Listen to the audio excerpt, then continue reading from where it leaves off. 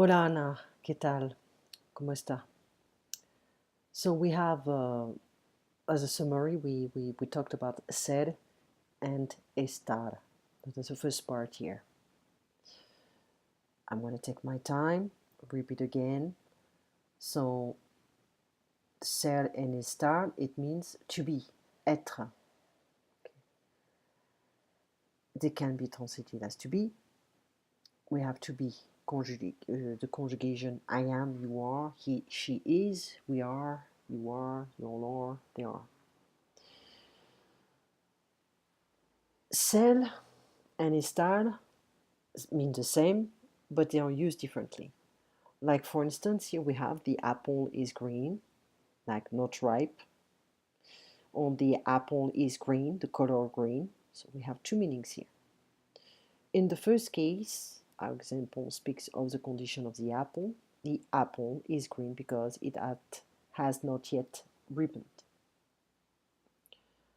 When the condition of the apple changes, that is when, I'm not gonna read everything, but it's no longer green, it is ripe. Okay. We here in the second example, we just talk about the color. Okay. In English, the verb to be can be used to tell how something is, the condition, and what something is, the essence. How the apple? It is unripe. What color is the apple? It is green. So here we have how something is, and what something is. The apple is. What color is the apple? The color is green. Well, in Spanish, a different verb is used to express to be, okay, depending on whether the speaker intends to address a condition or an essential quality, so be careful. The condition here is the apple is green, la manzana está verde. And the essence, la manzana es verde, the apple is green. Okay. Está es. Esta es. Okay. We know the condition. How is something? Well, it's unripe. And the essence, the color. Okay, the color. And is it ripe? Ready to be eaten? Okay. So now la manzana está verde, unripe. La manzana es verde. It is the color. Something cannot change. It is green. It's not going to change. It's going to be permanent. Está, well, can change. It's a progression, an evolution. Okay, the state can change. So estar is an irregular verb, so it's not going to follow the standard rules or the normal pattern of conjugation for regular AR verbs. Okay, we saw hablar, etc. Therefore, you must memorize it. Estoy, estás, está, estamos, estáis, están. Okay, it's I, you, he, she, we, you, they. To address an essential quality, use ser. So be careful, we have estar, which can change, and ser is more stable. It's also irregular and has to be memorized. Soy, eres, es, somos, sois, son. I'm just, I heard so many different pronunciations. In Chile, they have so many ways of saying the same. It's quite a mess with Spanish. Depending on where you go, it can be a real mess. So if you're talking about what something is said, it's more stable. If you're talking about how something is, use estar. How are you? I'm fine, but I can be bad after, or can be better after. Okay? What is she like? She's quiet. Ella es callada. Ella es callada. Okay, what? She's quiet. It's not going to change anytime soon. How is she acting? Like her behavior. She's being quiet. Use estar. Ella está callada.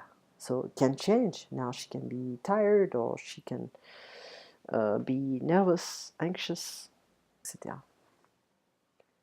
Now, we have different flashcards here, but it's always repetitive. So you have the flashcard with ser, and estar.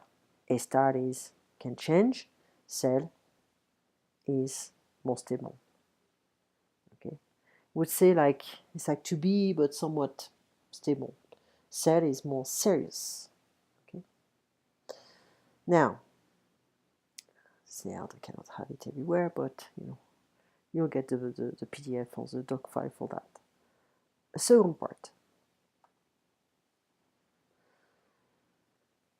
I'm not gonna read everything. Ser is also useful the hours, the day, and the date. It's more stable. ¿Qué hora es? What time is it? Son las dos. It's 2 o'clock. Because o'clock, I mean, we keep it at the singular stuff in English, but in Spanish, it's plural. Son las dos. ¿Qué día es hoy? What day is today? Hoy es lunes. Hoy es jueves. Okay? Today is Monday. Today is Thursday. ¿Qué fecha es hoy? What's the date today? So S everywhere. Es el 5 de mayo. 5 de mayo. May 5th. It's May 5th. Okay. Ser. Stable. Serious. Okay. The place of origin. ¿De dónde eres tú? ¿De dónde eres? We don't sometimes just drop this stuff. In Mexico, they drop it. ¿De dónde eres? Soy de Colombia, soy de Francia, soy de Italia, etc. We use ser to express an occupation, okay, your job, your work. ¿Cuál es tu trabajo? Soy carpintero. Soy una maestra, soy maestra, soy una maestra. Soy un abogado, una abogada, a lawyer. Ser is used to express nationality. Okay, we can say franceses or americana, es ella americana, etc., etc. No es guatemalteca. No, she's Guatemalan. Religious, political affiliation. It can be católico, socialisto, socialista, etc. Comunista, comunisto. Es. Ser is also used to talk about the material used for different furniture or different things. ¿De qué material es la mesa? Es de madera. Okay, es cannot change. To express the position. ¿De quién es la pluma? Whose pen is it? Es de Emilio. So es. ¿De quién? Whose pen is it? Whose? Relationship of one person to another one. ¿Quién es Rocielo? Es el esposo de Malta. Okay. Es. It's not going to change. Impersonal expressions. Okay. Es importante practicar cada día. It's important to practice every day. Es necesario hablar mucho. It's necessary to speak a lot. Ser is used to tell where an event is taking place. So we can talk about a party, we can talk about a film. La película es en el cine. The movie is at the theater. Sorry. So right now, it's permanent, but it's gonna change. Okay. La fiesta es en el club fantástico. The party is in the fantastic club. We can also use ser with adjectives to express inherent and essential qualities. Miguel es un hombre sincero. Okay, honest, sincere. También es guapo. He's also handsome. So, we can use ser to express the hours, day, the date, place of origin, de donde eres, occupation, nationality, religious and political affiliation, the material something is made of, la mesa es en madera, position, the relationship of one person to another one, el esposo de María, por example, certain impersonal expressions, where an event is taking place, essential qualities. Okay, So summary. The third part, up. ¿Dónde está? We can use now estar to express a geographic or physical location. It can change. Okay, where are you now? Well, I may not be at the same place in 5 minutes. Okay. Estoy en el laboratorio. I'm in the laboratory. ¿Dónde está Chile? Where's Chile? Chile está en América del Sur. That's confusing here because we can ¿Dónde es Chile? It's not going to change. The location is not going to change, but we are talking about a geographic and physical location.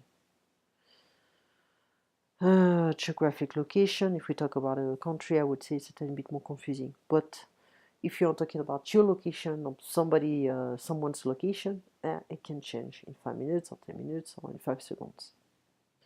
The one exception to this rule is that ser is used to tell where an event is taking place. So la fiesta es en mi casa, right now. Estar is used with adjective to express a state or condition, how something is. ¿Cómo está? Okay, ¿cómo está la sopa? La sopa está fría. ¿Cómo está tú? ¿Cómo estás? Basically.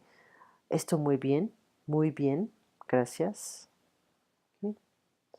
Idiomatic expressions, I don't want you to go through that now because it's going to be too complex. Progressive tenses will use estar. Okay. ¿Cómo está comiendo?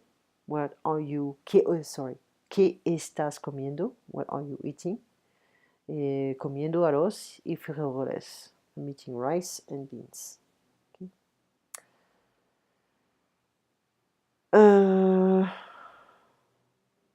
We can do this. Okay. ¿Dónde está Raúl? Está. Okay, so you can pause the video and you can go through the different possible options.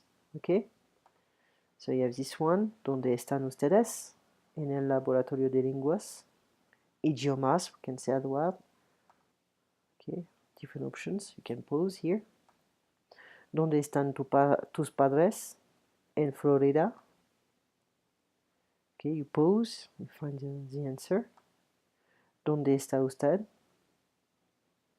En la casa. ¿Dónde está Guatemala? En el América Central. ¿Dónde está España? En la península ibérica. ¿Están los Gómez en Madrid? No. En Arequipa. ¿Cómo está la sopa? Fría. ¿Cómo está la comida? We can say rico, rica.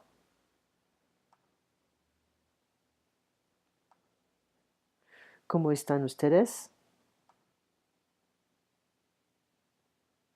Okay. Well, be careful of you and we are good and etc. ¿Cómo está su marido? Okay, hold on. We can just stop here, it's fine. I don't need to go through everything. Okay. Now, the last part, fourth part of ser and estar. We have this, John is a doctor, John equals doctor, John es médico. Well, it's okay. To be is followed by an adjective. The verb used depends upon the meaning. When referring to an essential characteristic, use ser. Okay. When referring to a state or condition, use estar. La sopa está fría. Can change. Los elefantes son grandes. They're not going to change. El profesor está aburrido. Bored. El profesor es aburrido. Okay, so be careful here. Because here we need to understand the fact that estar can really drastically change the meaning of a sentence. The professor is bored. Está aburrido. Aburrido can change. And the professor is boring. It's it's rare that a boring teacher can change his different styles. Now, the location, origin, same thing that is taking place. Mónica es de España, origin. Mónica está en Venezuela. She's right there right now. Y la fiesta es en la casa de Mónica. It's taking place over there. Okay? The review is here. And we did, sorry about that, it's a bit late here. That's a negation. You already know affirmative sentences. Ella habla en inglés. Eres profesor. And if you want to add a negation, we add a negation in front of the verb. Ella no habla inglés. Él no es profesor. When the answer to a question is negative, two negative words are required. Okay? It's always in front of the verb, basically. No habla. So that's a principle here,